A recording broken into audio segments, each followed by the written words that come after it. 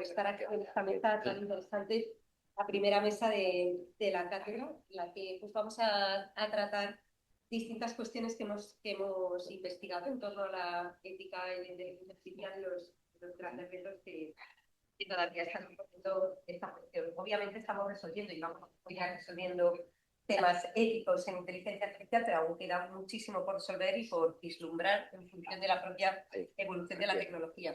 Como decía, tenemos con nosotros algunos de las personas que han trabajado también en esta cátedra. Entre ellas está Gabriela Rossellini.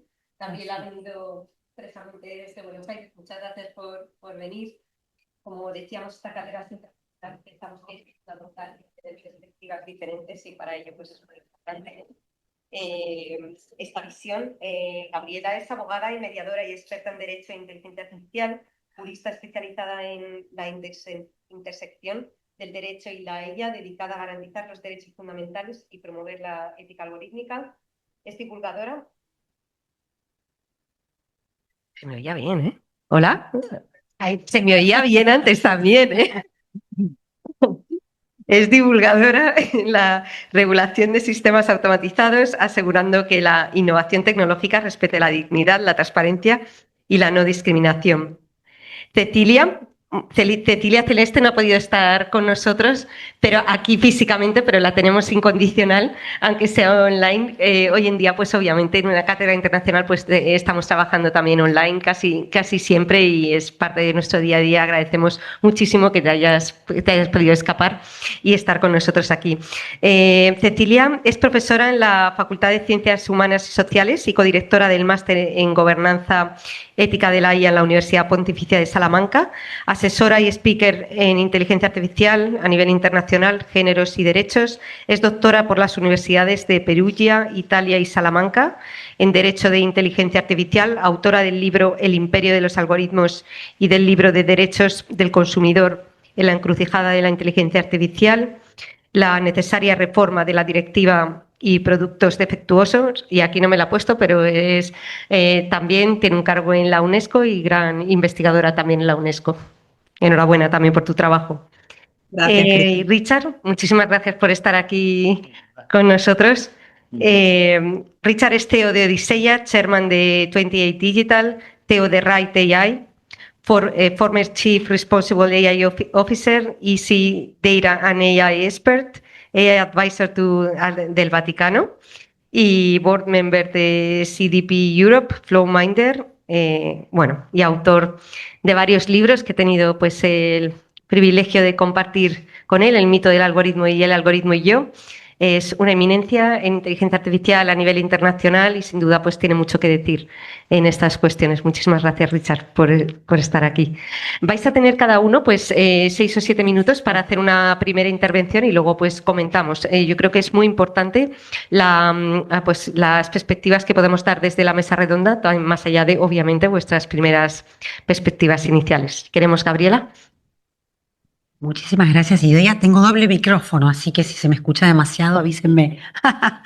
Bueno, muy feliz de estar aquí en España. Muchísimas gracias por el recibimiento, por todo, por la acogida, por la talla y el nivel de profesionales e investigadores. Realmente es un orgullo para mí. Voy a ir al grano porque tengo muy poco tiempo.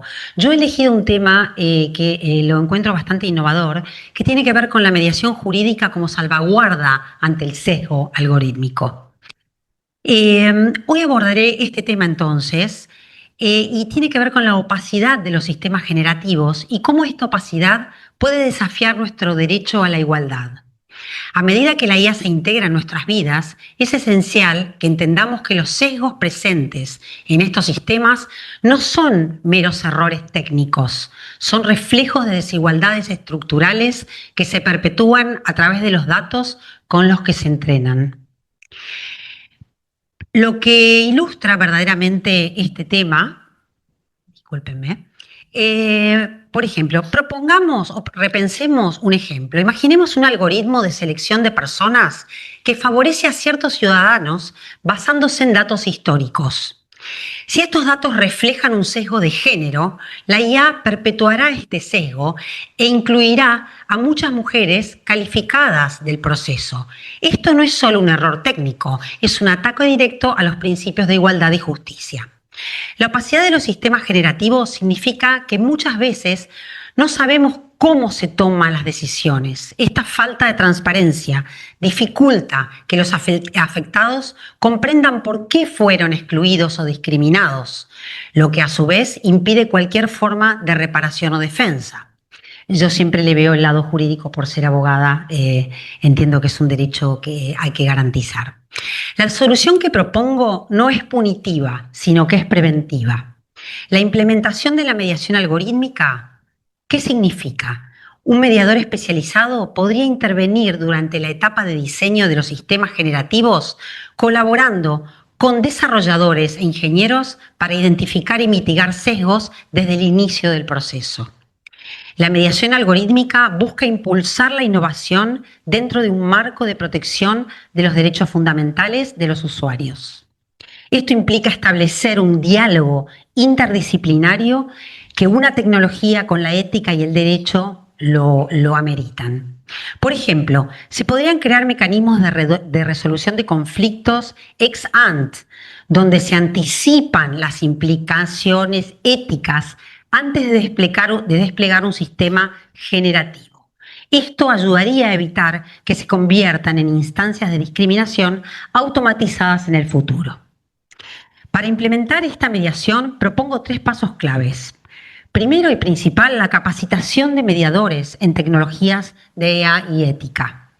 La evaluación de impacto algorítmico cada vez que se desarrolle un nuevo sistema generativo.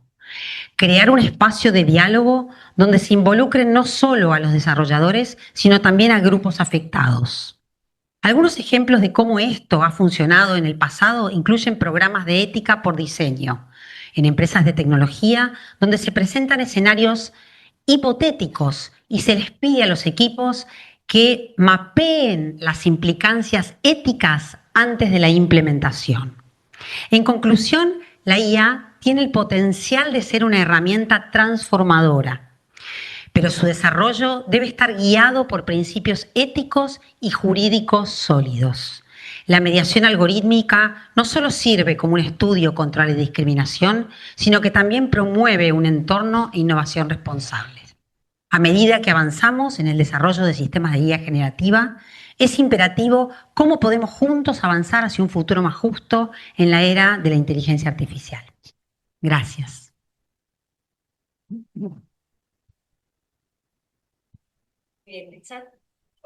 Muy bien. Pues yo la verdad es que estoy muy de acuerdo con Gabriela, sobre todo que no estamos ante un problema técnico, ¿no? Estamos ante un problema más social y casi político o incluso organizativo, ¿no? Me explico. Hace unos 7 años, ¿no? Cuando usamos sistemas de inteligencia artificial, descubrimos, ¿no? Por casualidad que los traductores automáticos, ¿no? Discriminan, ¿no? Porque tienen una profesión un sesgo de profesiones, ¿no? Todos los enfermeros son mujeres, todos los, ¿no? taxistas son hombres, etc. En su día era como una sorpresa, ¿no? Y igual, con una cámara de fotos detectaba las caras, pero no detectaba las caras de color o las caras asiáticas. También era como un descubrimiento, ¿no? Es un sesgo, están los datos, y era como una sorpresa. Entonces, yo siempre lo llamaba entonces las consecuencias negativas no intencionadas, ¿no? Porque no hay ninguna mala intención detrás. Pero hoy en día entendemos perfectamente dónde vienen los sesgos. O sea, no hay ninguna excusa para que cualquier sistema de inteligencia artificial tenga sesgos. O sea, porque no se ha hecho el trabajo. Se puede hacer. Puede costar más o puede costar menos, pero si yo tengo una base de datos donde quiero entrenar, aprender diagnósticos de un tipo de enfermedad, pues obviamente yo puedo decidir, oye, pongo igual de hombres de mujeres, igual de distintas razas, igual de distintas edades. Si no tengo datos, pues a lo mejor los puedo fabricar incluso, ¿no? Para balancear esos datos. Entonces, yo creo que no estamos ante un problema técnico. Y yo creo que el hecho de seguimos hablando de sesgos, que es uno de los primeros problemas que detectamos con el tema de ética e inteligencia artificial, pues ¿por qué tenemos que hablar todavía de esto, ¿no? Eso es un poco absurdo porque sabemos perfectamente cómo organizarlo.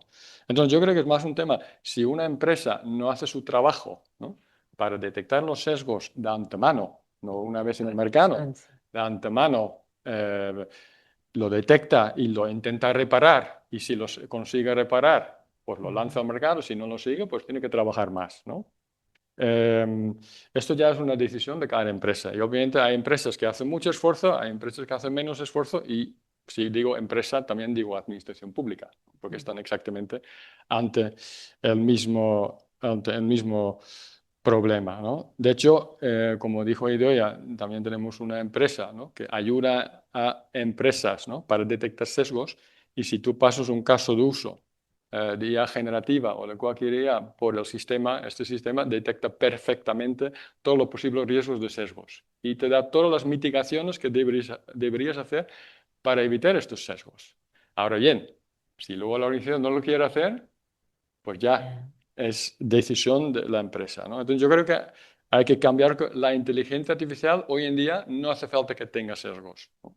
Si hay sesgos es porque las personas que están detrás no quieren evitar los sesgos, o a lo mejor les es demasiado costoso reparar estos sesgos. Entonces yo creo que la responsabilidad está claro con quién está, ¿no? Y yo creo que hoy en día, y con eso termino, es importante evitar los sesgos, ¿no?, pero está en nuestras manos, ¿no?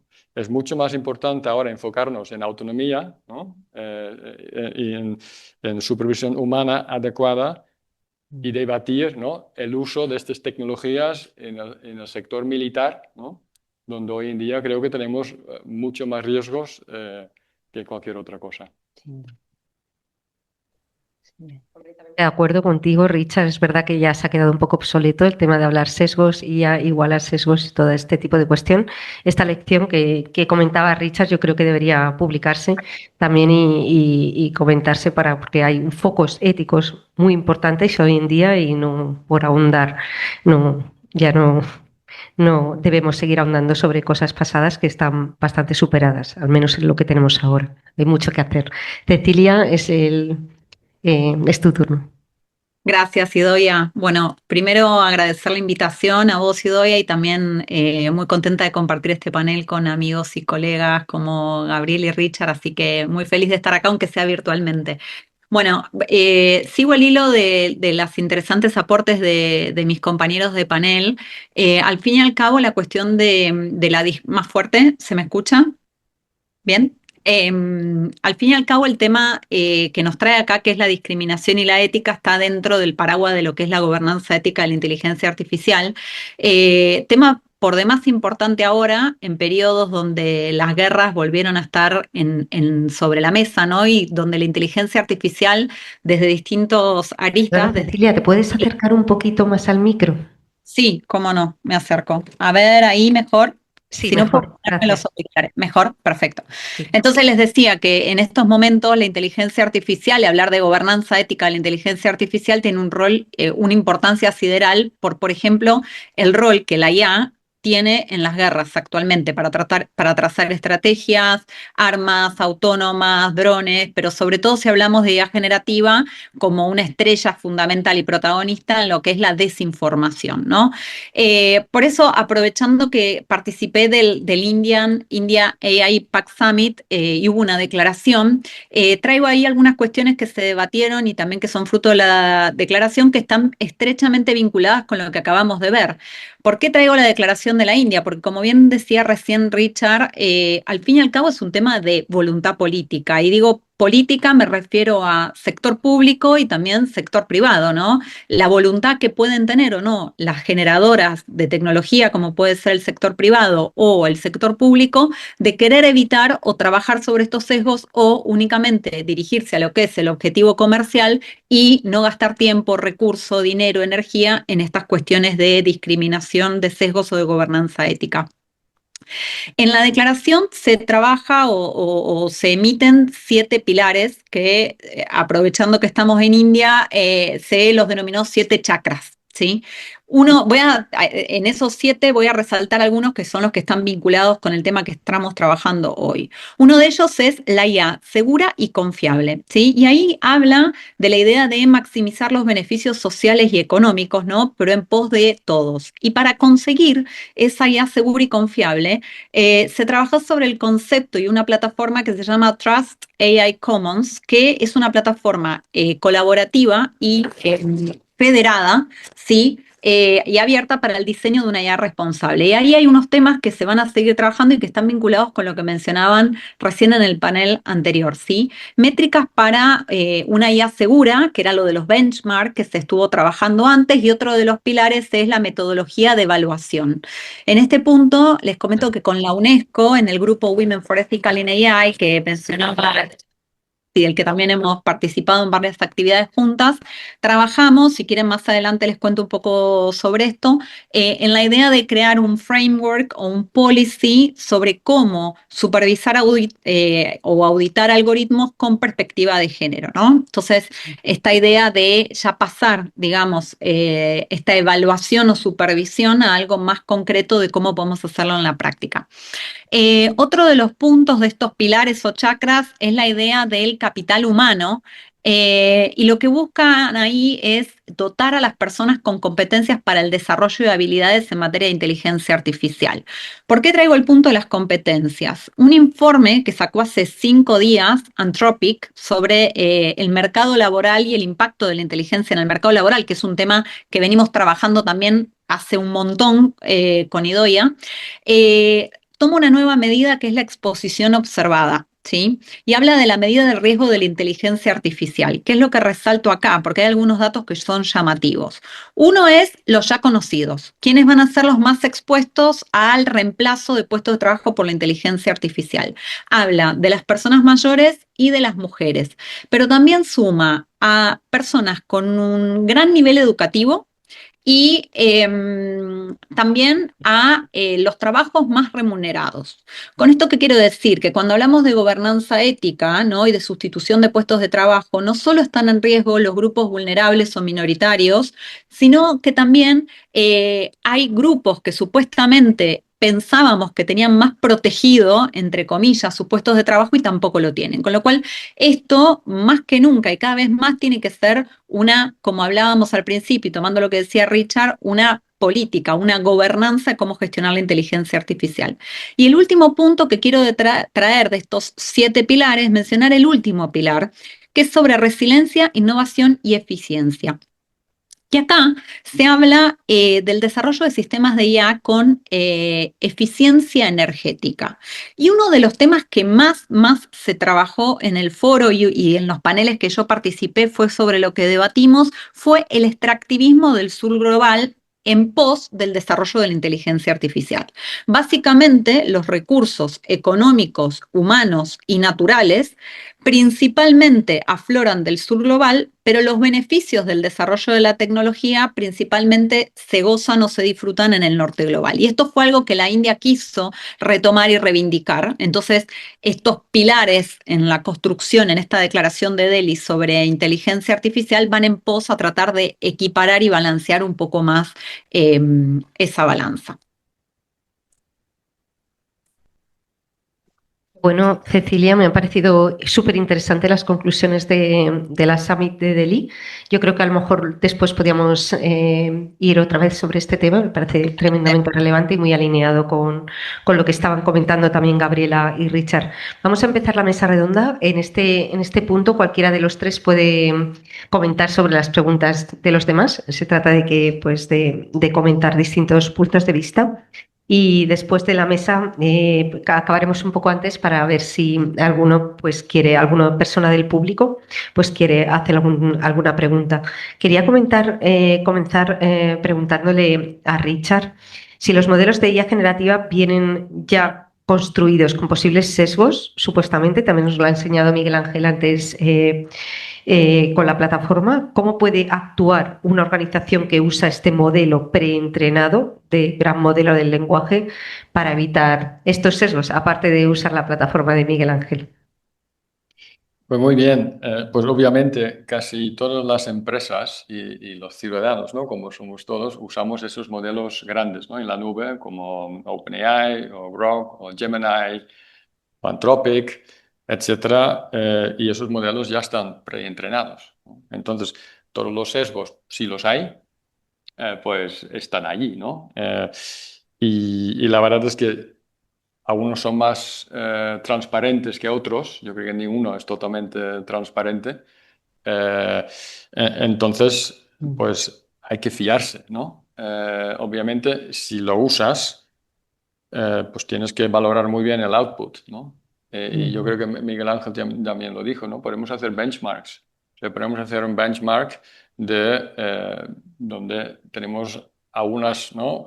Prompts, ¿no? Preparados con el output no sesgado, ¿no? Por ejemplo, para profesiones, ¿no? Y a ver si ese benchmark lo pasamos por cualquier modelo y vemos cómo lo están cumpliendo, ¿no? Cómo están cumpliendo. Entonces, si pasa, ¿no? Si tienes criterio y si te importan esas cosas, puedes trabajar esos benchmarks, generar esos benchmarks, y igual estos benchmarks ya existen, pero antes del uso de de un modelo a otro modelo, pues testearlo y ver si cumple con tus valores, ¿no? de sesgos. Yo creo que hoy en día es la única manera que hay, ¿no? O sea, testearlo, porque no puedes mirarlo, no puedes tocarlo. Además, no son modelos tan deterministas que, pues bueno, voy a quitar todos los sesgos tal cual, ¿no? Hay que hacer mucho trabajo, sobre todo con los modelos muy grandes, ¿no? Una alternativa es obviamente construir tu propio modelo con tus datos, que obviamente el performance, el rendimiento sería mucho peor, pero igual para tu caso de uso es suficiente, ¿no? Y eso Tendría ya, tus sesgos, ¿no? claro, Entonces, bueno, esto sesgo lo puedes controlar, porque tú metes, ¿no? Tú sabes lo que vas a meter, lo controlas mucho mejor, ¿no? Porque al final la tecnología de IA generativa es no del todo determinista, entonces nunca sabes hasta cómo sale, pero incluso con un modelo tradicional, ¿no? Lo puedes hacer.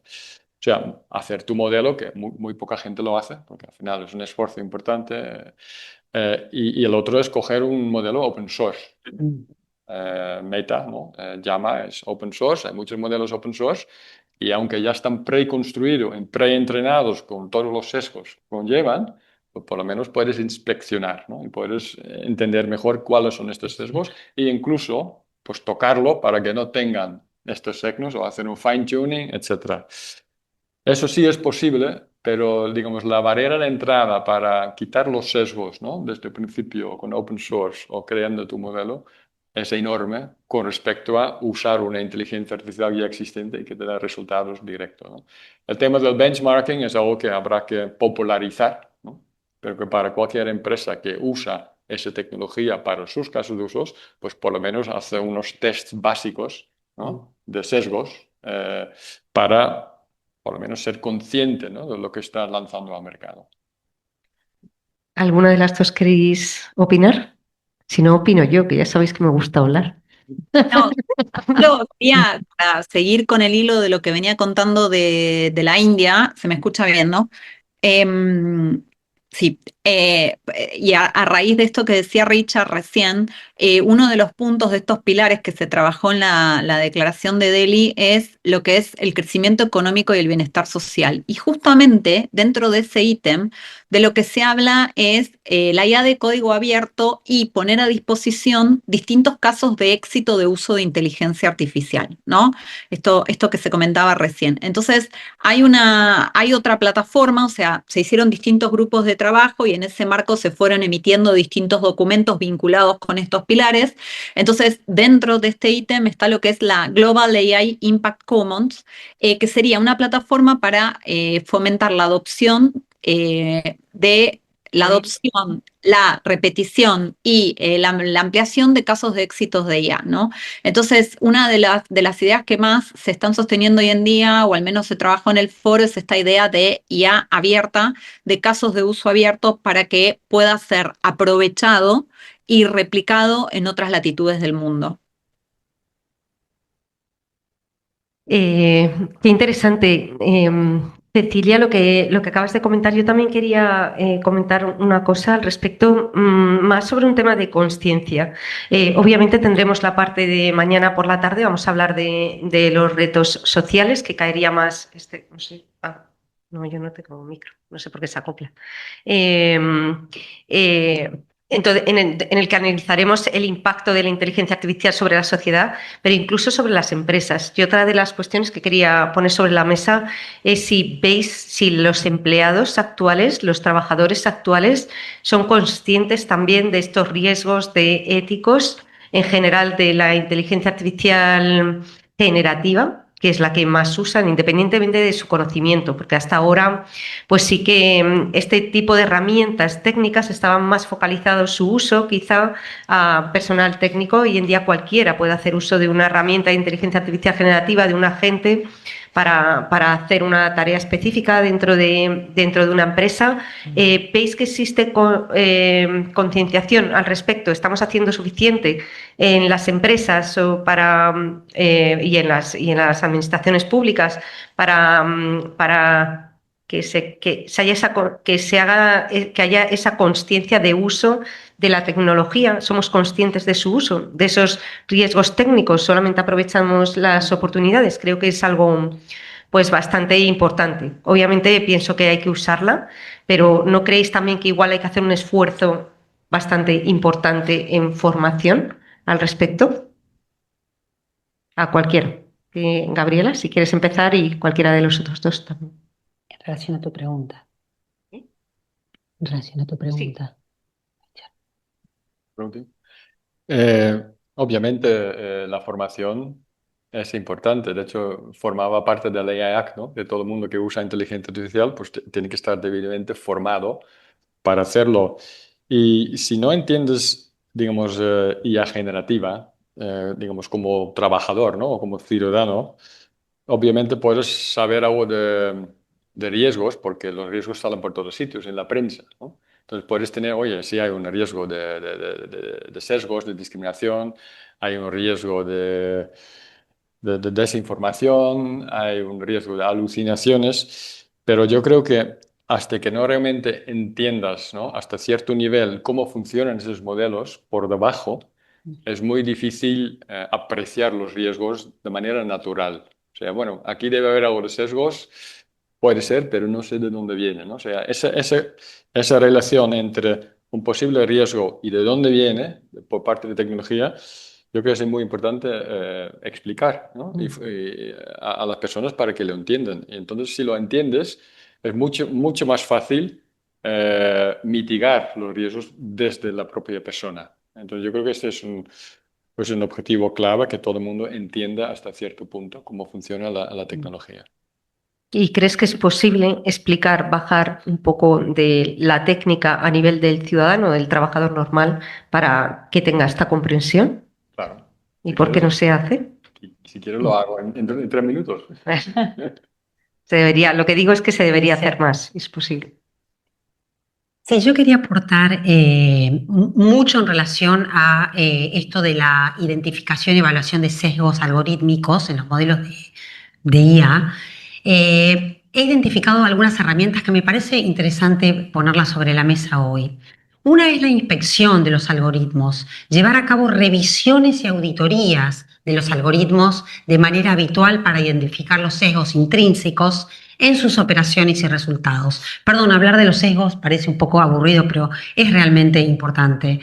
Luego es interesante el estudio del impacto de la equidad, analizar cómo los diferentes segmentos de la población son impactados por los modelos y realizar ajustes en los algoritmos para asegurar un impacto más equitativo. Y luego tener instrumentos de diagnóstico para emplear herramientas automáticas que detecten patrones de sesgos dentro del modelo. De esta manera podremos reducir sesgos algorítmicos en la inteligencia artificial generativa. Estoy un poquito... bueno, estos son algunos de los aportes y herramientas que estuve considerando en relación a poder identificar estas problemáticas. No sé si contesta o asuma tú. No sé si Cecilia... Sí, Cecilia, ¿quieres comentar algo? Gracias. Sí, a ver, me parece que si hacemos una cronología de tiempo, Estamos mucho mejor que hace 10 años. O sea, hace 10 años cuando uno hablaba de estos temas de gobernanza ética, de sesgos, generalmente lo que pasaba era que había cierta reticencia a que las ciencias sociales estén trabajando sobre cuestiones tecnológicas. Era como que las ciencias sociales, el derecho, el periodismo, etcétera, etcétera, etcétera, no tenían nada que aportar ni nada que trabajar a un campo tan tecnológico. Hoy en día esa educación y concientización es un poco más fácil, identifico yo desde el lanzamiento de ChatGPT, que hizo que el uso de la IA generativa sea más democratizado, más accesible y al alcance de todos. A mí me gusta decir que desde el lanzamiento de ChatGPT la IA pasó a ser una charla de café, que antes era como algo súper lejano. Un punto, me pareció súper importante esto que decía Richard de el AI Act, que incluye lo que es AI literacy, ¿sí? La alfabetización en IA, y un punto para mí importante de esta educación o concientización, que cada vez hay más interés en las personas en capacitarse sobre estos temas, es que esa educación y concientización esté hecha desde una mirada de distintos niveles. No es lo mismo la capacitación o concientización que va a necesitar un programador, un perfil técnico, un desarrollador de inteligencia artificial, que la que va a realizar un usuario, ¿sí? Por ejemplo, un centro hospitalario cuyos empleados utilizan sistemas de IA para prestar el servicio, que de la capacitación también que es necesario que reciba cualquier ciudadano común y corriente que utiliza ChatGPT o plataformas digitales o redes sociales, ¿no? Entonces, creo que tendríamos que pasar a un estadio mucho más avanzado que habla de una educación y concientización, aún faltante, pero sumamente importante, según los niveles de cómo nosotros interactuamos con estos sistemas y desde qué lugar. Muy bien, Cecilia. Y otra cosa que me gustaría comentarte y también que lo abro aquí a la mesa porque es bastante relevante.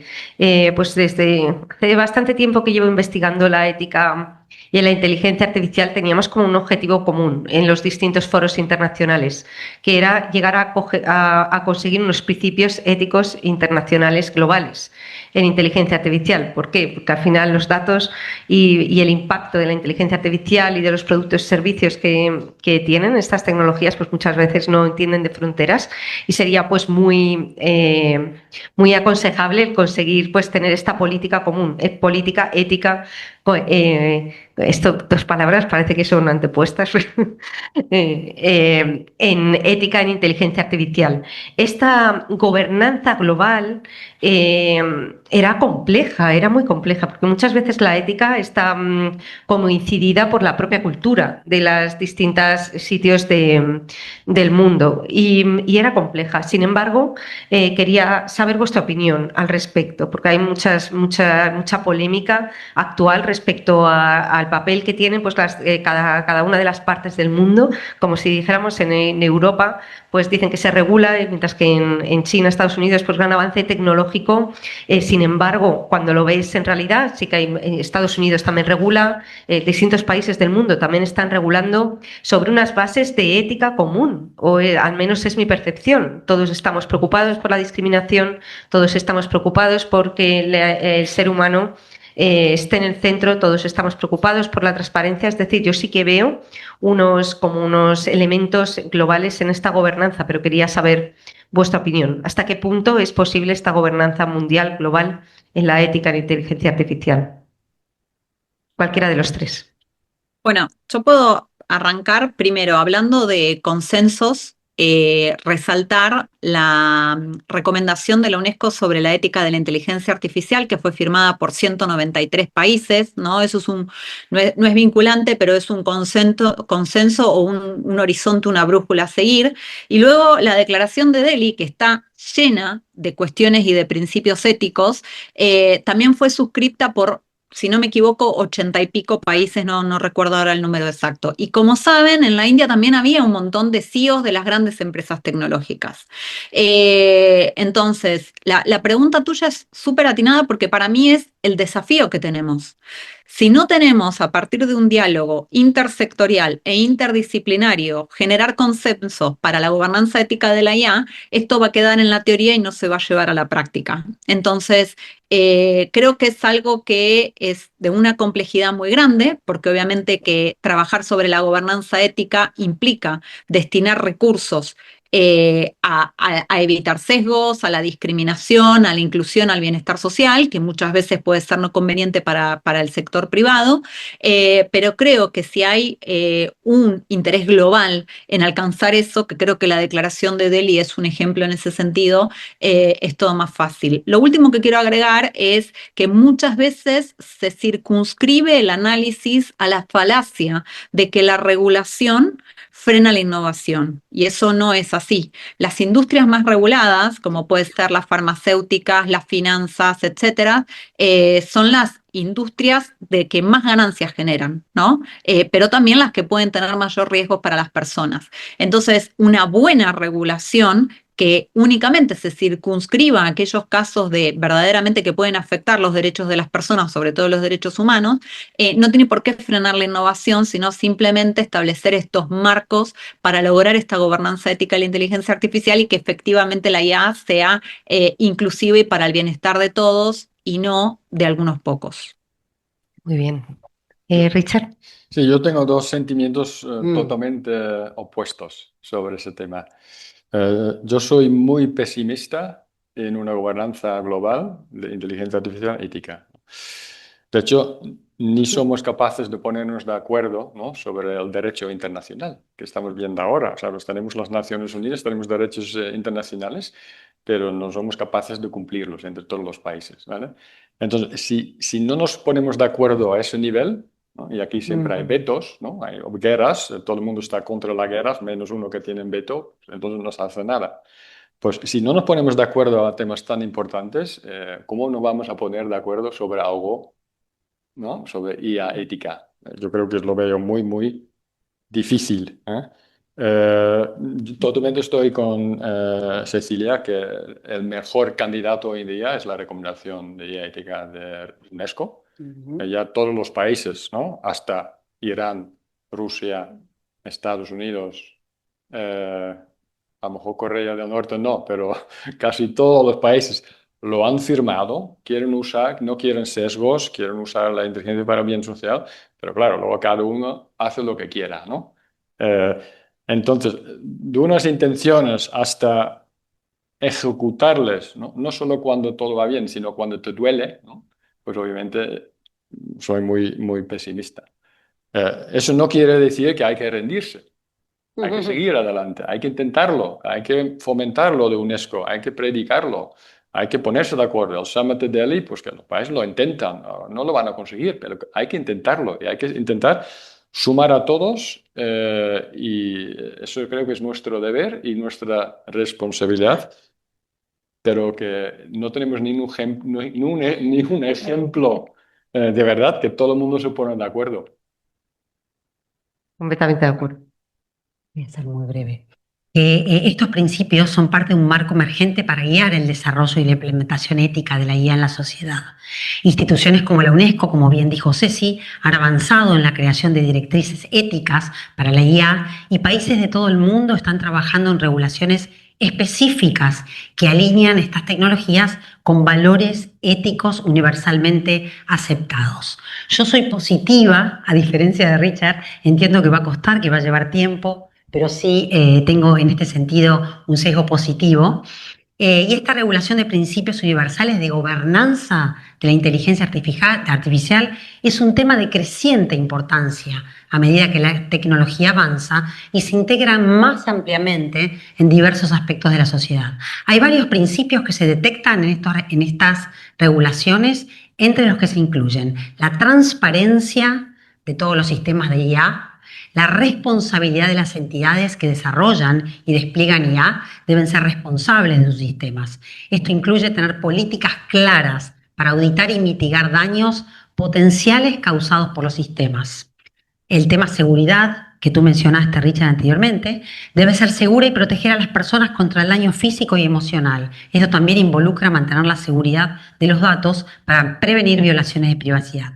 La justicia y la no discriminación, la privacidad, como dije anteriormente, la sostenibilidad, y realmente entiendo que esto dará un beneficio global.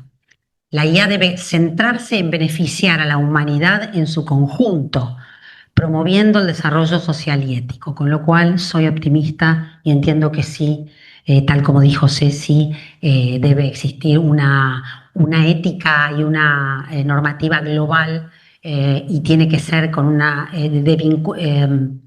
con una contracción, digamos, debe ser una recomendación, te diría, vinculante. Así que esa es mi opinión. Muchas gracias a los tres. Hay otra cuestión que yo creo que sí que vais a estar de acuerdo, los tres, que es la relativa a la necesidad de practicidad en la ética. Es decir, estábamos buscando antes, en la pregunta anterior, el hecho de que hubiera pues, una ética global en la inteligencia artificial, que eso quizá es difícil de conseguir, pero tan importante como conseguir un consenso en este área lo es conseguir hacer una ética aplicable.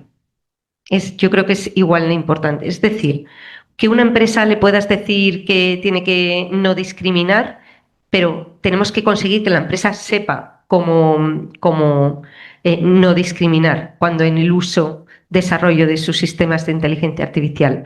¿Cómo veis ahora mismo este ámbito? Estoy hablando de la teoría a la práctica. ¿Cómo vemos si las empresas, administraciones públicas, pensáis que tienen esa capacidad de bajar esa teoría de los principios éticos de la UNESCO, de la OCDE, los distintos principios éticos que conocemos también? Tenemos suficientes herramientas en la actualidad. Antes hemos visto que algunas de ellas tenemos suficientes para decir que somos capaces las empresas a nivel mundial, algunas más que otras, y las administraciones públicas, de perseguir de manera práctica esta ética en la IA.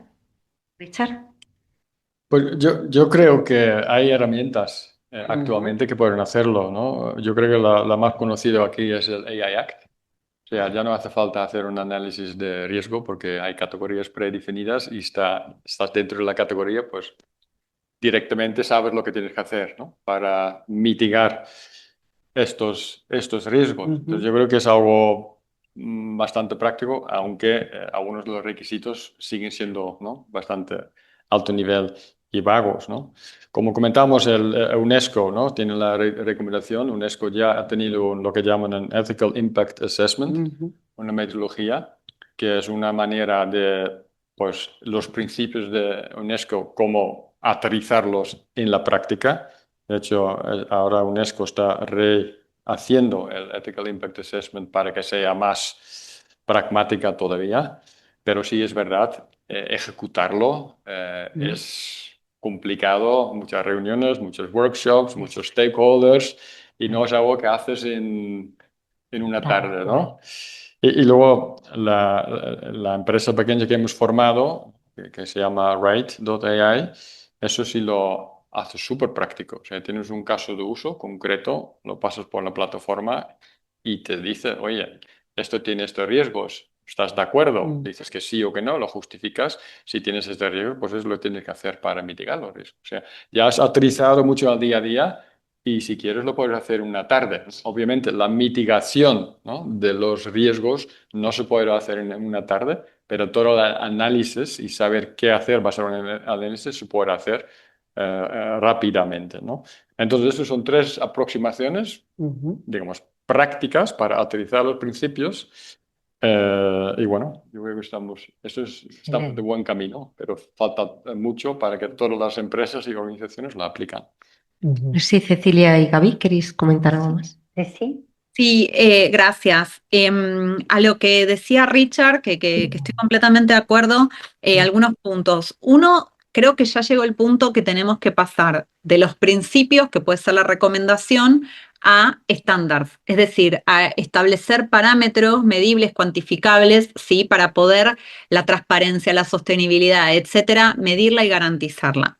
Otro punto, la UNESCO también tiene, además del Ethical Impact Assessment, la RAM, que vendría a ser una especie de foto que se les saca a los estados en un momento determinado, donde se compara cómo está ese estado con relación a lo que establece la recomendación. Esto es un instrumento muy valioso porque le da al Estado una foto de su situación y le da recomendaciones de cómo puede mejorar y ajustarse aún más a la recomendación de la ética de la inteligencia artificial. Y otro punto que me parece súper interesante, porque como bien decía Richard, es difícil, más allá de que tenemos el AI Act como un ejemplo súper claro para bajar a la práctica todos estos conceptos que estamos hablando. Vuelvo a retomar tu pregunta anterior, que es el valor de la educación y la concientización. Si nosotros tenemos trabajadores en una empresa que desarrolla tecnología formados en estas materias, van a ser los que van a estar en mejores condiciones de detectar lo que son cuando un sistema, un dataset o lo que fuere no se ajusta a la gobernanza ética, ¿no? Entonces creo que un buen punto que verdaderamente no requiere ni grandes tiempos ni grandes costos, es trabajar una vez más sobre lo que es la educación y la concientización sobre estos temas. Si quieres añadir algo. Sí. Sí, estoy totalmente de acuerdo, Ceci. Todo lo que tiene que ver con la educación y el entrenamiento, Richard, también tocaste ese tema, es clave. Yo soy optimista en general y sí entiendo que las empresas son capaces realmente de bajar estos principios éticos a la realidad, pero también depende de varios factores, incluyendo su cultura organizacional, el liderazgo y los sistemas de gestión que implementen. Les voy a explicar algunos básicos puntos que me parecen interesantes aquí a tener en cuenta, que es el liderazgo ético. Los líderes deben fomentar y modelar comportamientos éticos. Su disposición para tomar decisiones basadas en valores éticos influye significativamente en el comportamiento de toda la organización. Luego, una cultura organizacional, una cultura que valora la ética y la integridad y que facilite principios éticos y que se reflejen efectivamente en acciones diarias. Las empresas deben promover una cultura donde se reconozca y recompense el comportamiento ético. Luego, por supuesto, las políticas y los procedimientos. Tener políticas claras y procedimientos bien establecidos para asegurar a que todos los miembros de las organizaciones entiendan los estándares éticos que se esperan que sigan. La capacitación continua, la mejora continua, para mí esto es clave, que ayuda a mantener estos principios en la mente de todos los empleados y a demostrar cómo aplicarlos en situaciones cotidianas. La mejora continua, la permanente capacitación. Y luego los sistemas de reportes y sanciones. Deben existir mecanismos privados y seguros para que los empleados puedan denunciar conductas no éticas sin temor a represalias. Y las sanciones deben aplicarse de manera justa y consistente cuando sea necesario. Y luego la medición y el feedback, tal como decía Ceci, esto de medir, de impactar, de tomar la foto, regularmente. Cómo se están implementando los principios éticos y buscar el feedback en los empleados puede ayudar a identificar áreas de mejora y asegurar el alineamiento continuo con los valores organizacionales. Entonces, al integrar todos estos elementos, las empresas pueden traducir efectivamente sus valores éticos en acción, creando un entorno que promueva la integración y la responsabilidad. Aquí poniendo una cuota de humanidad a la AI que entiendo que es importante. Gracias. Muy bien, muchas gracias. Muchas gracias a los tres. Muchas gracias, Richard, Gabriela y Ted. Muchas gracias. No sé si tenemos alguna pregunta. ¿Sí? Voy a sacar un tema un poco especial, les pido perdón por ello. Por supuesto, lo voy a poner en forma de pregunta, pero la cuestión es la siguiente. Los individuos, las personas, tenemos sesgos. Todos tenemos sesgos. Y todos en nuestras actuaciones podemos tener unas ciertas desviaciones y tal. ¿Cómo se resuelve en la vida corriente, en la vida de las empresas? Con los colectivos. Es decir, los colectivos hacen que los sesgos extremos se vayan resolviendo. Saco ese ejemplo para decir lo siguiente. Me da un poco la impresión que en estos temas, que es un debate fundamental y no tengo nada en contra de él y tal, pero me da un poco la impresión de que estamos haciendo un tótem de la inteligencia artificial. Estamos dejando la inteligencia artificial allí y diciendo, ¿cómo la perfeccionamos? Pues la perfeccionamos trabajando con los hombres y trabajando con la inteligencia de los humanos. Es decir, la pregunta es si no avanzaríamos más introduciendo lo que en un grupo en el que yo trabajo, en una empresa en la que soy consejero ejecutivo, llamamos inteligencia artificial colectiva. Es decir, las tres dimensiones de la inteligencia tienen que combinarse. La inteligencia humana, la inteligencia de las máquinas y la inteligencia del colectivo. Y si hacemos eso de una forma eficiente, gran parte de los problemas que estamos discutiendo, gran parte de los sesgos, gran parte de las intencionalidades extrañas se resolverían. Lo que impresiona es que los hombres, al relacionarse con la inteligencia artificial, especialmente la generativa, se olvidan de su propia inteligencia. Se olvidan de su propia inteligencia. Yo, como todos nosotros, le pregunto mucho de inteligencia artificial y desde luego en investigación es fundamental para recordar las materias. Pero con frecuencia le digo, hazme un pequeño artículo del tema. Y no hay una vez que el artículo me haya parecido bien. Le he dicho, no digas tonterías y no escribas así porque estás escribiendo en plan americano. Es decir, utilizo mi propia inteligencia.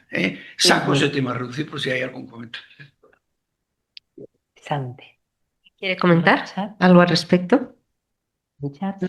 ¿Quieren? No hablo, yo soy habladora. Usted habló de una tríada para mí fundamental. Es fundamental realmente, tripartita tiene que ser. Y esta relación mancomunada codo a codo de la inteligencia artificial con nosotros, con el ser humano, es vital, porque no queremos que venga a reemplazar nuestra capacidad. ¿Me entiende? Dígame si estoy dando en el punto de lo que preguntó. Sí, bueno, gracias. Entonces, este trabajo codo a codo, esta colaboratividad, creo que es fundamental. Y también es importante entender que la IA está para asistirnos, ¿bien? Para que trabaje a nuestra medida. Yo en eso trabajo e intento entrenarla para que trabaje para mí, ¿me entiende? Y un poquito lo que yo cuestioné o pregunté hace un rato es esto de que se independice. Es genial porque da celeridad y es fantástico y es futurista, pero ojo, es importante, ex ante, dar una previa conformidad. Este es mi punto de vista. Pero me parece muy importante su pregunta. Espero haber acercado. No sé si quería Richard o Cecilia comentar algo al respecto. Sí, no, o Rita. Bueno, yo simplemente decir la importancia que tiene muchas veces. Ah, perdón, Cecilia. No, perdón, creo que hay un poco de delay. No, me pareció súper interesante la pregunta porque abre algunas cuestiones para al menos mencionar. Uno es, cuando hablamos de sesgos, no podemos ir, él decía, las personas tenemos sesgos. De ahí partimos de la base, es que pensar en una IA sin sesgos es totalmente utópico e imposible de alcanzar. Creo que cuando hablamos de trabajar sobre la gobernanza ética de la inteligencia artificial, la discriminación y los sesgos, hablamos de tratar de evitar que la IA discrimine lo máximo posible, pero nunca vamos a llegar a una IA que no discrimine, eso es imposible. Pero ¿por qué sobre la IA tenemos que hacer más hincapié en la discriminación que tenemos los hombres? Porque una IA puede causar un daño mucho más grande que el que puede causar en principio una persona, ¿sí? Una IA puede hacer una sentencia en cuestión de segundos, un juez necesita tal vez días para hacer una sentencia, ¿no? Entonces la IA lo que puede es exacerbar y amplificar los sesgos que existen hoy. Entonces por eso es la preocupación tal vez de por qué nos preocupamos tanto por los sesgos de la IA cuando siempre al fin y al cabo va a tener sesgos y las personas también tenemos sesgos. Bueno, por ese poder amplificador que tiene la tecnología. Y otro punto, lo de la IA colectiva, que me encantó. Yo me voy a permitir traspolarlo a la IA con diversidad. Yo creo que la idea de la IA como asistente y complemento es espectacular, pero el problema principal que tenemos es que la IA está carente de diversidad. Y cuando hablo carente de diversidad, hablo no solo de género, hablo de edades, de etnias, de razas, de religiones, etcétera. que no está presente ni en los datos de la inteligencia artificial, ni en los desarrolladores de la inteligencia artificial, ni de quienes se benefician de la inteligencia artificial. Entonces me parece que un punto que podría hacer a la IA mucho más rica es que sea diversa. Y el último punto que agrego, que es súper interesante, es esto de la pereza intelectual que hablan algunos actores, o la vagueza intelectual, que creo que no es un problema de la IA, es un problema que venimos trayendo hace años. No sé si a ustedes les pasa, yo cuando era chica, cuando iba al colegio, me acordaba los números de teléfono de todos mis compañeras, de mis amigas. Hoy en día nadie se acuerda ni un número de teléfono, ni una dirección, ni cómo hacer una cuenta, recurrimos a la calculadora. Lo mismo nos está pasando hoy con la inteligencia artificial. Entonces creo que no es, o sea, la IA lo agrava porque todavía hace más cosas, ¿no? Entonces cada vez más cosas recurrimos a esta tecnología. Creo que el contrapeso que tenemos para esta pereza intelectual nueva que nos trae la inteligencia artificial es nuevamente la educación. Es decir, miren, la inteligencia artificial es más bien un asistente y no tiene que reemplazar nuestro cerebro, porque hay partes de nuestro cerebro que los estamos invitando a dormir cuando empezamos a delegar absolutamente todo en la tecnología. Eso. Sí. Yo solo Sí. quiero añadir un tema. Yo creo que, como usted ha dicho, ¿no? Nosotros, las personas, siempre, todos tenemos sesgos, pero nuestros sesgos vienen de muy lejos, ¿no? Es una necesidad de la evolución, ¿no? Para protegernos, para clasificar en los buenos y los malos. Es un tema de supervivencia. Un sistema de inteligencia artificial no necesita hacer estas cosas. Entonces, en teoría, podríamos perfectamente hacer un sistema de inteligencia artificial que no discrimina, porque no tiene la necesidad, ¿no? O el defecto que tenemos nosotros. Lo curioso es que, porque la entrenamos con datos que generamos todos nosotros, pues obviamente lo tiene, pero no hace falta que lo tenga. Y yo tengo, y ahí sí soy optimista, más técnicamente, que será posible generar un sistema de inteligencia artificial que se pueda autoverificar por si tiene sesgos o no. O sea, hacer estos benchmarks innato como parte del proceso de desarrollo y luego pues evitar los sesgos, ¿no? Obviamente, no sé si esto es rentable para una empresa, entonces no sé si hay incentivo para hacerlo, pero desde luego se puede intentar. Sí. Muy bien, como nos hemos quedado sin tiempo, me quedo sin opinar. Sí, rápidamente la pregunta, por favor, muy rápido. La pregunta que voy a hacer no la hago yo, sino que la hace mi inteligencia artificial, la que yo creé. Y dice, ¿cómo se construye un marco ético para la IA que parta del ciudadano y no requiera consenso global para funcionar? No he entendido la pregunta. Para que parta, ¿Cómo Sí. se construye un marco ético que parta de un ciudadano. para que parta del ciudadano y no requiera consejo global para funcionar? No requiero consejo global. No, ¿para qué? Consenso global. Consenso global. Dice que si la ética quizá debería partir más de los ciudadanos y no tanto de hacer un consenso ético global. Yo lo que puedo plantear ahí es que la tecnología es global y sobre todo la inteligencia artificial. Entonces, de nada sirve que cada ciudadano o cada persona tenga su ética de la IA porque no la va a poder aplicar en la práctica, más allá de que cada uno puede tener sus principios a la hora de usar la tecnología. Para mí el desafío y el valor que tiene es alcanzar los consensos globales, porque justamente la inteligencia artificial es importada, hay muy pocos países que son desarrolladores de tecnología, y por más que nosotros hagamos nuestros desarrollos, no tienen punto de comparación con los desarrollos tecnológicos que hoy en día son los que toman muchísimas decisiones por nosotros y nosotras. Entonces creo que de ahí el valor y lo imperativo de lo global. Muy bien, muchísimas gracias, Cecilia. Vamos a acabar con esta mesa de un aplauso. Muchas gracias, Cecilia. Muchas gracias, Gabriela y Richard. Gracias, un placer. Un abrazo enorme para todos. Bueno, vamos a pasar a la siguiente mesa en un minuto. Un segundo.